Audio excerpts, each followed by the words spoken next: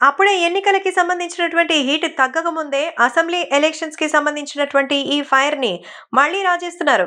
మొత్తానికి కేటీఆర్ అప్పుడే political war start చేశారు. బీఆర్ఎస్ నుంచి కాంగ్రెస్‌కి పోరు మొదలైంది.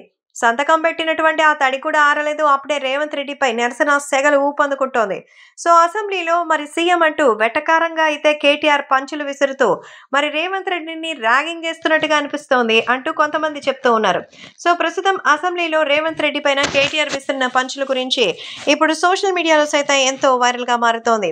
ఎందుకు కేటీఆర్ అలా చేస్తున్నారు? మెచ్యూర్డ్‌గా ఉంటారు కానీ నిజంగానే తాజాగా ప్రభుత్వాన్ని ఎలా నడుపుతారో నేను చూస్తానని ఎంపీటీసీ నుంచి స్పీకర్‌గా ఎదిగినటువంటి మరి మీ జీవితం ఎంతో మందికి ఆదర్శప్రాయం అంటూ చెప్తున్నారు.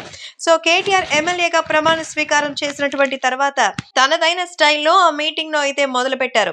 సో, ఇక్కడ చాలా రకాలుగా ఆయన గురించి చెప్తూ రాష్ట్ర వ్యాప్తంగా ఇప్పుడు కేసీఆర్‌కి సంబంధించిన గవర్నమెంట్ నిలబెట్టే ప్రయత్నం, ఆ బాధ్యతలు కూడా మరి ఆయనే చేస్తున్నట్టుగా అయితే తెలుస్తోంది. సో, కొత్త ప్రభుత్వం ఏర్పాటైంది. కాంగ్రెస్ ప్రభుత్వం కొలువు తీరిపోయింది. అసెంబ్లీ ఆవరణలో మీడియాతో చిట్ చాట్ చేశారు. కాంగ్రెస్ ప్రభుత్వంపై సంచలన కామెంట్లు చేశారు.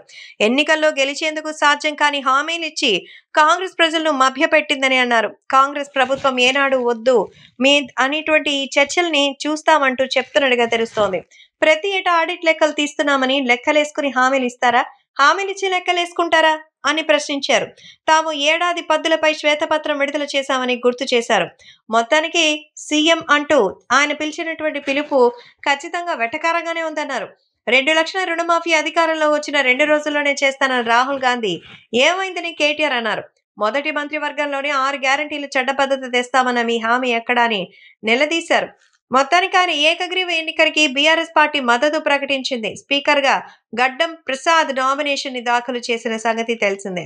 సో, ఈ స్పీకర్ నామినేషన్ పత్రంపై రేవంత్, డిప్యూటీ సీఎం భట్టి, మంత్రులు శ్రీధర్ బాబు, దామోదర్ రాజనరసింహ, సీతక్క సంతకాలు చేశారు.